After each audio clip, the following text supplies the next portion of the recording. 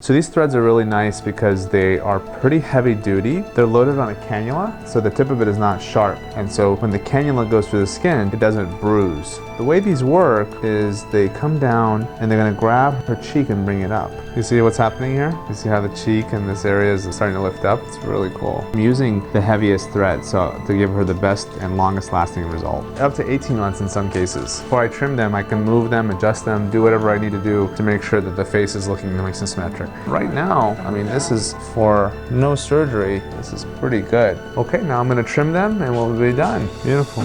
No bruises. All right, are you ready for this? What do you think? So you see your whole face has kind of come up more of a V. After 1 month, where we put these threads, it will pick it up a little bit more and tighten it because the body produces 20 times the amount of collagen that it has right now, right over where the threads are placed.